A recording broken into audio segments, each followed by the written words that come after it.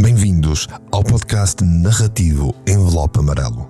Preparem-se para continuar a viver a história de mistério, paixão e reviravoltas. A esta altura, já deves ter ouvido os 4 episódios anteriores. No último episódio, André foi confortado por Natália na sua situação peculiar, após ter descoberto que Nádia, o amor da sua vida, estava destinada a casar com Santiago Fragão de Mendonça. Entretanto, o maldito envelope amarelo está escondido dentro do forro de um quadro que, por acaso, está nas mãos de André. Um envelope que lhes pode destruir a vida. Capítulo 5. Temos um problema.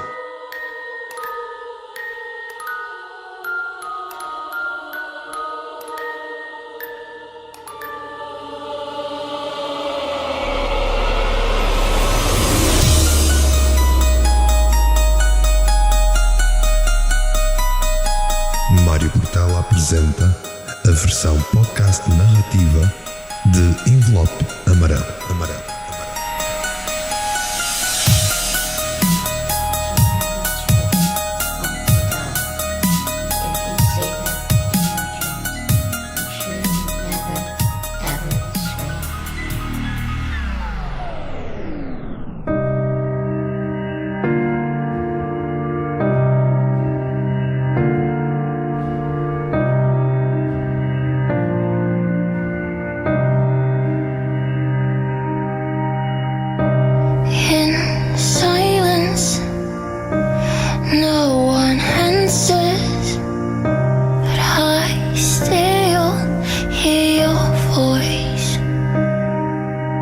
Nádia tinha evitado ao máximo que este momento chegasse.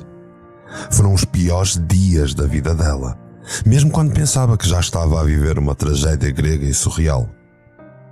Tudo tinha começado no mês anterior, naquela maldita ópera no Teatro Nacional de Munique.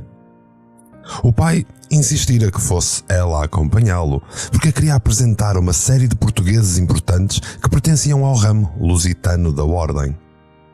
A Ordem, para o pai de Nádia, era muito importante. Era essencial até. E saber que Nádia ficava nas mãos de uma Ordem que a protegeria, tranquilizava-o. Naquele dia, os dois foram assistir ao maravilhoso desempenho da Bayerische Staatsoper, ou Ópera do Estado Bávaro. Durante o intervalo de convívio, o maquiavélico Santiago Fragão de Mendonça conseguira uns minutos da atenção dela e, de forma ríspida e sádica, mostrar-lhe subtilmente o que carregava dentro de um envelope amarelo. Nem sequer tinha feito um pouco de small talk. Nádia ficara sem pinta de sangue e horrorizada ouvira as condições estapafúrdias daquela ignóbil criatura que vinha de Portugal. A alemã teria de ficar em silêncio e o quanto antes arranjar uma forma de passar uns tempos na sua herdade em Portugal para terem um pretexto, para que eventualmente, mais tarde, anunciassem um casamento. Em minutos estava lançado um ultimato. Em minutos o mundo de Nádia tinha ruído. De início, Nádia ficou furiosa e apeteceu-lhe espancar aquele velho imbecil ali mesmo, no meio da ópera. Porém, olhando fixamente para a expressão de loucura dele, decidira que seria melhor jogar pelo seguro, até tentar arranjar uma alternativa. Acima de todas as coisas, o seu pai. Nádia disso tinha a certeza. Se aquilo se soubesse, o pai, já fraco da doença hepática que sofria há quase uma década, certamente não ia sobreviver. O escândalo ia arrastar todas as empresas, o banco. Tudo ia colapsar e tanta gente iria sofrer com tudo isto. E estava tudo nas mãos conspurcadas e imundas daquele velho, ignóbil português que a tinha feito cair dos planos da sua própria vida. Tears flow. Sorry, I'm late again. Let them fall.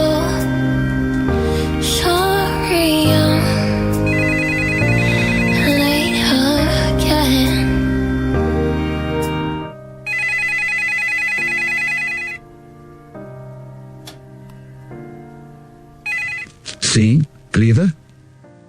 Estás aí? Nádia ficou em silêncio ao ouvir a voz do seu pai, notoriamente incomodado. Mas que absurdo é este, filha? Recebi um convite para comparecer à tua festa de noivado. Sábado. Que se passa? Fatih, Nádia perdeu a voz mal disse a palavra que habitualmente chamava ao seu pai. Não sabia muito bem o que dizer na realidade. O que se está a passar, Nádia?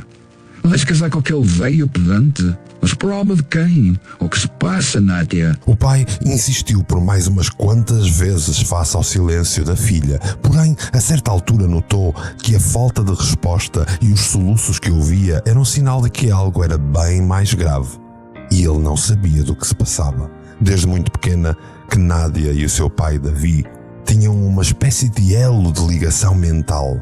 Compreendiam-se sem palavras. Falavam por emoções e sentiam a energia um do outro de uma forma quase mística e às vezes assustadoramente precisa. Fatih, das kann ich Ihnen nicht sagen. Disse em alemão, mais por nervosismo do que por hábito, apressando-se a dizê-lo logo a seguir em português, como o seu pai preferia. Não eu posso dizer, paizinho. Nádia, estás a chorar? O pai ficou desolado.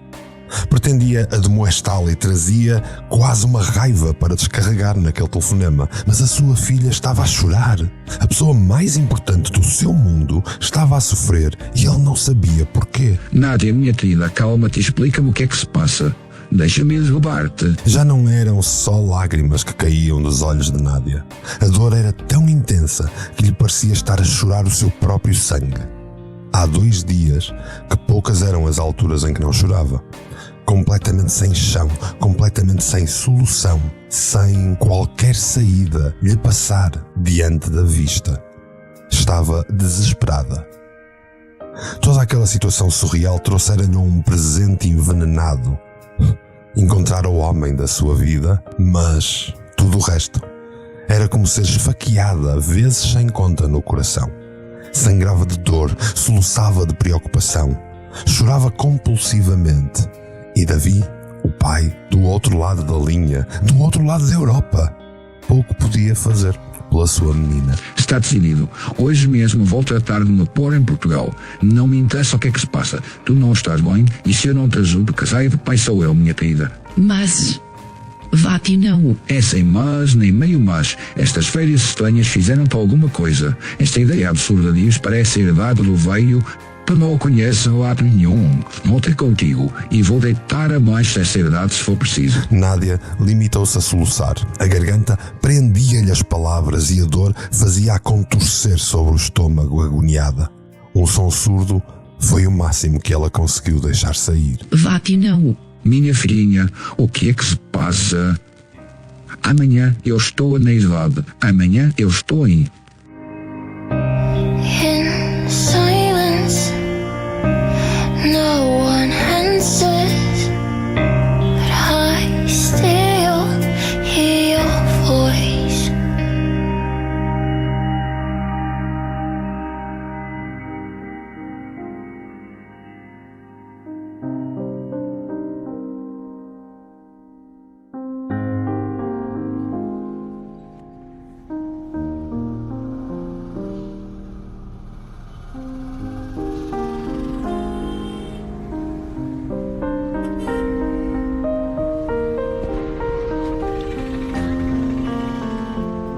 Merda.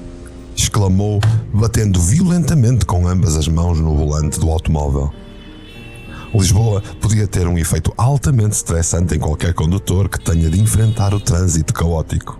André passara metade da sua tarde perdido em filas de atendimento e a outra metade em filas de trânsito. A sua paciência tinha ultrapassado os limites há mais de 2 horas. Resultado, chegar à galeria para deixar o quadro do seu patrão e a galeria já estava fechada. E como se não bastasse, o vendedor tinha o telemóvel desligado. Vou ter de levar o quadro comigo. Pensou, abanando a cabeça freneticamente. Se o quadro não está pronto no próximo sábado, posso dizer adeus ao emprego. E daí, até um favor que me faz. Se eles casarem, eu não fico naquela casa nem mais um dia. Foi desesperante. Conseguir sair da capital para se dirigir a casa, e se a paciência estava já esgotada, também a sua energia ia ficando tolhida. Tinham passado quase outras 2 horas quando finalmente estacionou e subiu ao seu apartamento, carregando consigo a valiosa réplica do Rembrandt.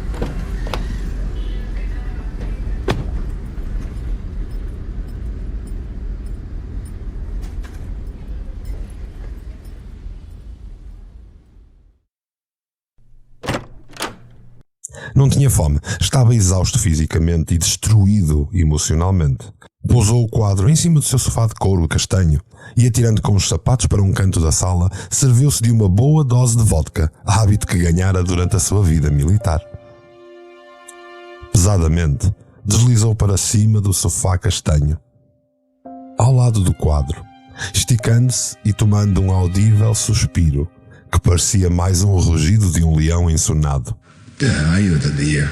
De repente a minha vida está um caos. Onde é que eu vou sequer perceber o que é que se está a passar? Pela sua cabeça passava o quanto seria bom ter alguém para desabafar, deixar sair o quanto estava magoado. Tinha sido tão útil aquela conversa com a simpática Natália. Pelo menos tinha conseguido lidar com alguns pontos e perceber algumas coisas. Todavia, ficara ainda com mais perguntas ao final da conversa. Olhando para o lado, viu a embalagem que protegia a réplica e teve uma ideia que o fez sorrir. De um só golo, esvaziou o copo de vodka e cuidadosamente retirou a réplica para fora, desembrulhando-a e colocou-a à sua frente, no chão, encostada à pequena mesa de apoio da sala. Estamos aqui os dois. Falou ele com a imagem do ancião que estava pintada naquela réplica. Queres um copo? Não? Então olha, eu vou beber outro. Encheu o seu copo e, com um ar quase divertido, voltou a sentar-se frente a frente com o quadro, frente a frente com o Rabi. Fui atraiçoado, sabes? Vá, não faças essa cara. Com a tua idade, certamente, já lidaste com alguma coisa assim do género. E deves ter aí um conselho milagroso para me ajudar. Ajudem este patético e pobre personagem. Levantou o copo em jeito de brinde e tomou um golo da sua bebida. Olha, na verdade nem sei muito bem se fui atraiçoado ou seja, veio atrair o meu patrão. Sim, o meu e o teu patrão. Caso não saibas, eu comprou-te. André fez uma pequena pausa, não só para mais um golo no copo, mas também para admirar o nível de loucura que ele tinha atingido em tão pouco tempo. Ali estava ele, a falar com a imagem de um quadro, à espera de encontrar uma ideia milagrosa que lhe resolvesse todos os seus problemas instantaneamente. Patético ou não, este jogo de papéis estava a conseguir aliviar-lhe o stress daquele dia e André decidiu continuar a pequena farsa. Como dizes, velho amigo, o que é que fazias no meu lugar? As minhas hipóteses não são muitas, pois não? Posso despedir-me e esquecer que tudo isto alguma vez aconteceu. Podia ir assim para o interior. Olha, sempre quis ter uma quinta e plantar o meu sustento. O que achas? Com o que juntei, certamente é uma aventura que é possível. Também podia enfrentar a Nádia e exigir que ela me explicasse muito bem, tintim por tintim, tudo aquilo que se passa. Sabes, ainda não me acredito que isto me aconteceu. E continuo com a certeza de que não me engano ao dizer que ela me ama. Sou estúpido. Achas? Naquela altura, a vontade de estar com a sua amada voltou com força renovada. Pelo menos ouvir a voz dela. E quem sabe, saber porque é que as coisas estavam neste caos. André não entendia.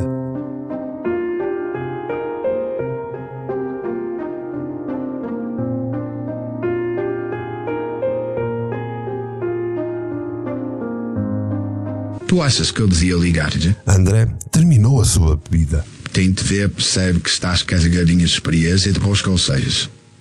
E se eu lhe ligasse, o que é que eu ia dizer? Não sei. Se calhar convidava-o para ir tomar um copo. Era um bocadinho estranho, não achas? O amante liga para a bela donzela que habita na casa do futuro marido e pergunta: queres ir beber um copo, boneca? É estúpido, não é? Que mal poderia haver? De qualquer forma, ia arrepender-se se não o fizesse e pensaria constantemente nisso agora. Estava na altura de perceber aquelas coisas todas e enterrar aquele doloroso assunto. André pegou no telemóvel e, respirando fundo para ganhar coragem, fez a derradeira chamada. Sabes, tudo isto parece sair de um filme de rasca, daqueles da segunda categoria, que merda. Onde eu me fui meter? sinal sonoro parecia aumentar os seus níveis de ansiedade. Toque a toque. Mais e mais. Era como se o seu coração fosse explodir dentro do peito que se comprimia, enquanto as mãos ficavam trêmulas.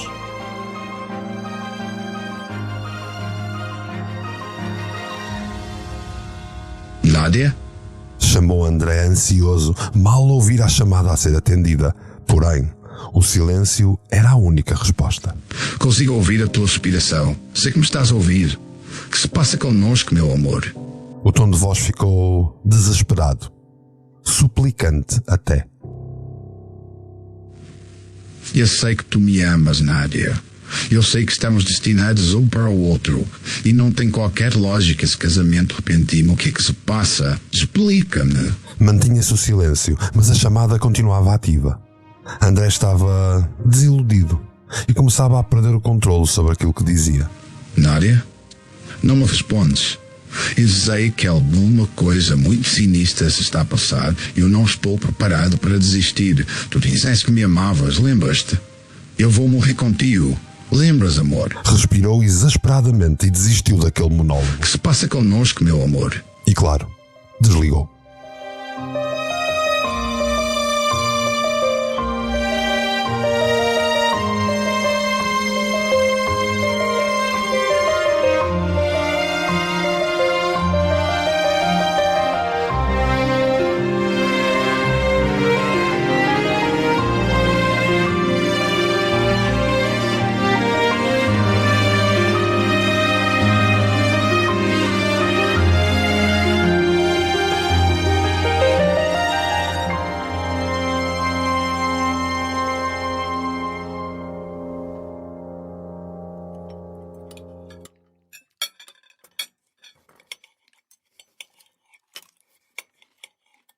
O casal tinha acabado o repasto na sala de jantar da Idade dos Três Coelhos.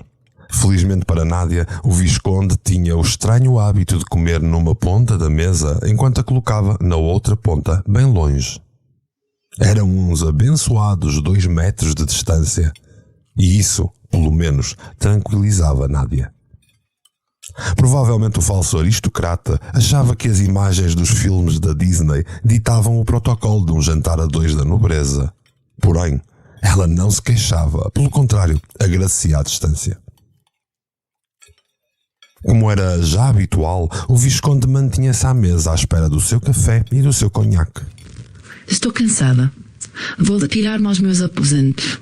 Informou Nádia, esperando que o vil acompanhante não resmungasse nem a seguisse.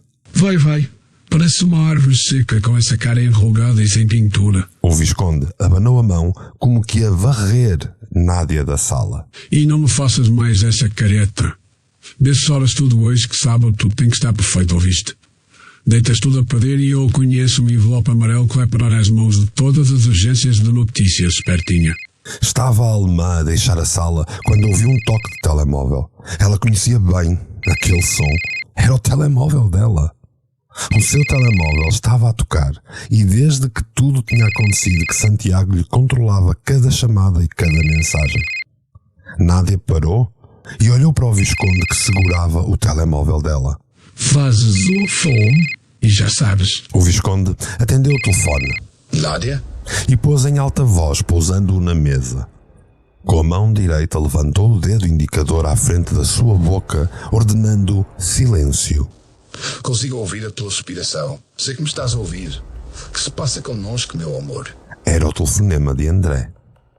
E ambos ficaram ali, a ouvir, frase a frase.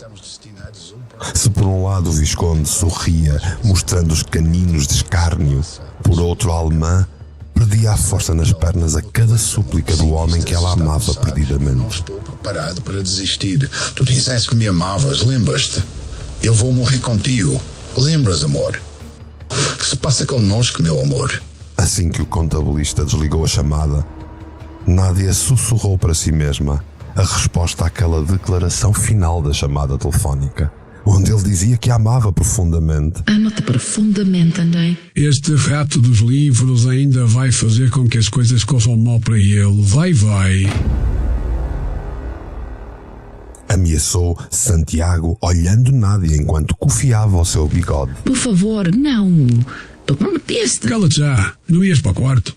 Vai tratar dessa cara engenhada que eu tenho que tomar as minhas providências. O Visconde levantou a voz desta vez e Archibald chegou a entrar na sala pensando que havia sido chamado. Promete-me que não vais fazer nada ao André. Por favor. Nádia correu a prostrar-se aos pés de Santiago, agarrando a uma das pernas, chorando uma vez mais naquele dia. Está calada, não sejas ridícula. Gritou o Visconde, claramente exaltado com ela. Por favor. Promete que não magoas o André. Suplicou de novo a alemã. Promete. Os olhos do Visconde pareciam deitar fogo naquele momento por presenciar aquela demonstração tão intensa de preocupação por um amante. Ele não podia deixar que a sua futura mulher o fizesse passar este tipo de vergonhas. Nem que fosse a rainha de Inglaterra. Quase sem respirar, precipitou-se sobre ela, apertando-lhe violentamente o pescoço com a mão direita. Voltas a dizer, não me deu. Nádia sufocava e lutava para se libertar da mão do Visconde. Vai para o quarto, cabra. Sai-me da frente, ou então faço-te a cara em papas. Archibald sorrateiramente voltou a sair da sala, logo que se assegurou que a senhorita Nádia estava a salvo, embora cambaleasse em direção ao andar dos seus aposentos. Archibald estava atento e Nádia estava em dor.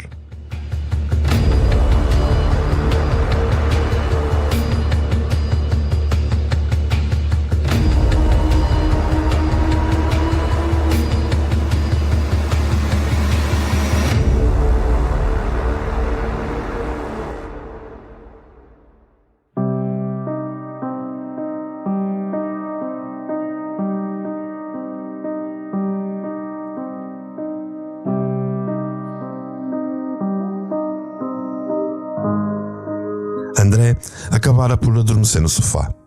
O cansaço, o stress, a confusão daquela tarde, o peso emocional daqueles últimos dias e o derradeiro telefonema tinham exaurido todas as suas forças. Permanecer imóvel, prostrado no sofá, a relembrar cada momento que passara com Nádia, com a mulher que ele realmente amava. Lembrava cada sorriso dela, desde os fugidios esgarros tímidos à sua contagiante gargalhada. O André não percebia. Ele não percebia como tudo repentinamente tinha cavalgado de um sonho para o maior pesadelo da sua vida. Mas na realidade, ele sabia mesmo muito pouco. E se as coisas estavam confusas e aparentemente densas, ele não imaginava que à sua frente, nas costas daquele quadro, estava a chave da sua felicidade. O comprometedor e maldito envelope amarelo. Não lhe passava pela cabeça que a mulher da sua vida, a mulher que ele inexplicavelmente sentia como sua prometida e inevitável metade, estava a ser vítima de uma chantagem vil em nome de um simples título, de um simples cognome nobre, que o falso Visconde procurava obsessivamente e ardilosamente obter a qualquer custo. Não lhe passava pela cabeça os cordões que o estratega maligno tivera de mexer para tomar posse do conteúdo daquele envelope. E muito menos o que o conteúdo poderia provocar caso se soubesse, caso ficasse público. Nádia sabia muito bem o resultado que teria. Ela e Santiago eram um execrável segredo deles. Não lhe passava pela cabeça que, bem longe dali, um pai amargurado lutava contra todas as burocracias e os horários para conseguir uma viagem que, sentia ele, iria salvar a sua filha. Não podia sequer entender o sofrimento pelo qual passava Nádia naquele momento, por causa daquele envelope. Nem poderia entender que a única coisa boa que acontecera à alemã naquele mês surreal e assustador fora o tempo que ela estivera com ele. Cada um destes elementos foram a força que nutriram a esperança de um dia melhor. Mas ainda existia o envelope amarelo. E hoje estava na casa de André, que dormia sob o olhar do ancião retratado. He says, hate me,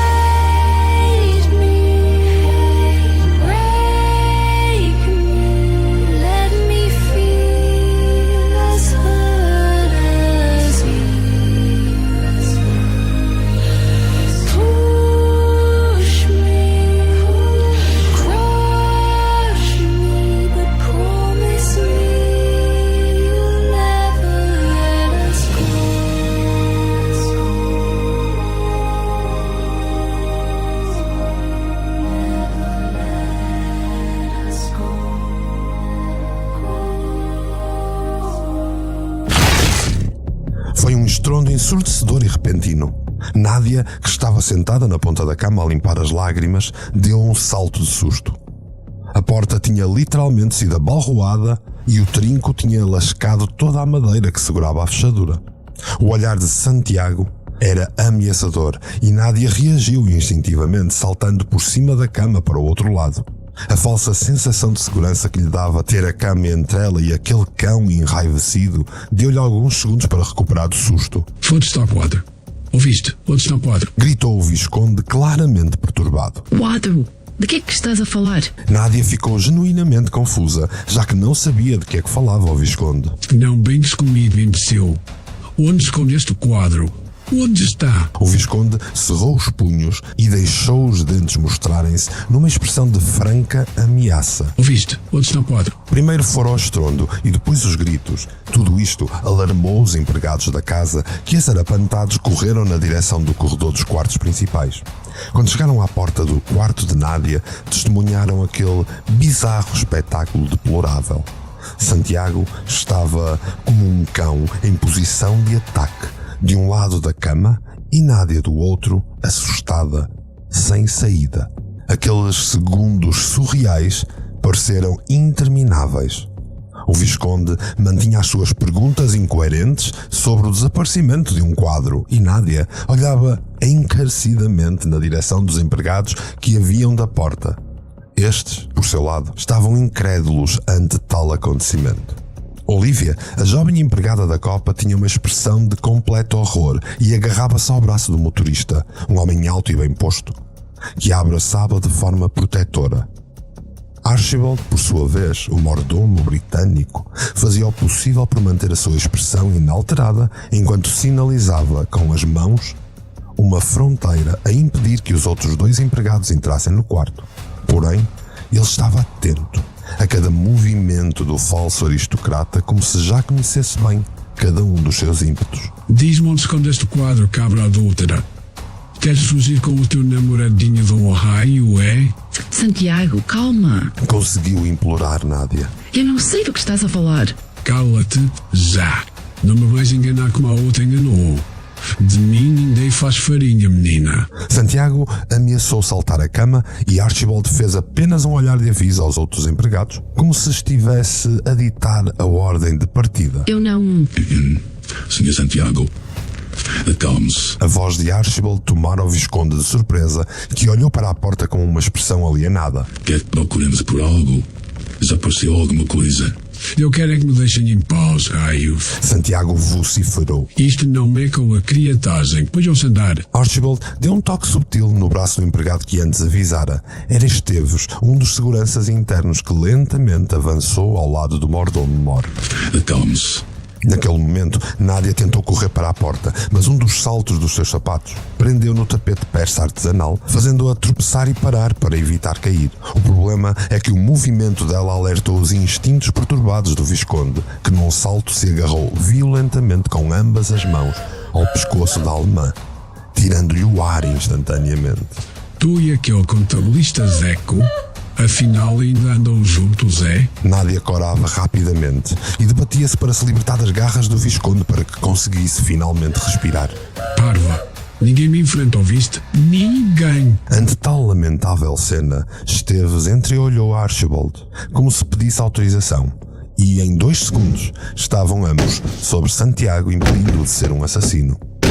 Um de cada lado puxaram o Visconde, que se viu obrigado a libertar Nádia, que caiu sobre si mesma, agarrada à garganta, tossindo e respirando convulsivamente.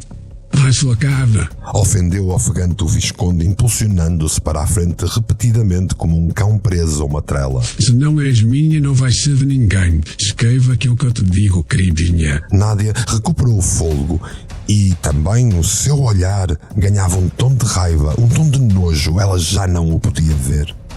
Archibald fez um sinal com a cabeça ao motorista, que fez questão de deixar a pequena Olivia longe de vista e depois se precipitou a ajudar Nádia a levantar-se. O motorista auxiliou também Nádia a sair do quarto. Eu quero sair daqui. Quero ir para longe deste monte de estiércol. Conseguiu dizer, enquanto com a ajuda do motorista descia rapidamente as escadas da mansão. Leva-me daqui, por favor. Implorou-lhe. Agarrado pelos dois empregados, o Visconde começava a acalmar os impulsos, proferindo insultos constantemente a ambos. Larguem-me, bando de inúteis. Mas que porca é esta? Larguem-me! Archibald foi libertando o braço do Visconde à medida que o via mais controlado, mas com o cuidado de dar tempo a que o hóspede abandonasse a casa. Bando de anormais a defender a minha cabra. Disse de forma mais calma. Saiam da minha vista. Bem que não sabem quem é que manda. O Visconde foi-se libertando lentamente e dirigiu-se à saída do quarto. Mas Archibald fluía atrás dele como uma espécie de sombra para se certificar de que ele não ia atrás de Nádia. Em vez disso, Santiago tomou o rumo do seu quarto, insultando e praguejando constantemente a cada passo que dava.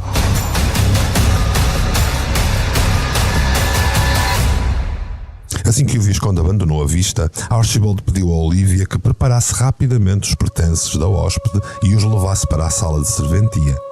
Depois deixou o segurança no corredor, atento a qualquer movimento suspeito, e deitando um último olhar ao corredor, abandonou ele próprio o local em passo apressado.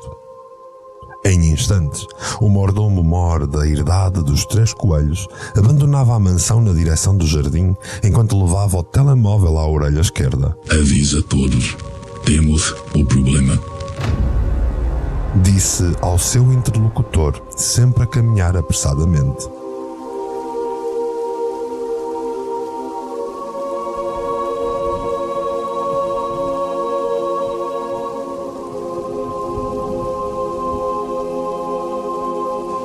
Exato. Onde é que estás? Perguntou de forma tirana ao Visconde quando a chamada foi atendida. Dir-se-ia que deitava uma língua bifurcada pelo canto da boca, a julgar pelo veneno que a voz carregava. Tinha acabado de se trancar no seu quarto após toda aquela cena de tragédia grega, mas a julgar pelo seu tom de voz e pelo rubor escarlate na cara, as coisas não iam ficar por ali. Habitualmente, em situações que necessitavam de uma atenção especial, Santiago mantinha na sua listagem de pagamentos um sinistro personagem, a quem ele chamava Rato. Esta figura tinha como especialidade o não fazer perguntas e levar a cabo qualquer tipo de trabalho menos aceitável. Mais do que uma vez, o Visconde recorrera aos seus serviços e desta vez ele sabia que isto era o trabalho para uma ratazana sem escrúpulos, ou o rato, simplesmente. Quanto tempo é que tu demoras a arranjar 2 abelhas? Preciso de um trabalho que pode ter alguma resistência, mas tem de ser ainda hoje, quanto antes. Ia explicando o Visconde de orgulho ferido e um leve rosnar na sua entoação. Sim. Quero que vás ao mesmo sítio da outra vez. Quero que me apanhes a encomenda do costume e a mantenhas contigo em segredo. Leva-a para a casa do moinho. Eu vou lá ter à meia-noite. Uma leve luisgar de boca cruzou a expressão já perturbada de Santiago. Ele sabia bem para onde ia Nádia e sabia que provavelmente ela não estaria só. E Rato, não me interessa mesmo nada o que faças ao acompanhante da encomenda. Não me falhes e vai valer-te muito a pena. Já sabes, pago bem. No ar ficou apenas o veneno.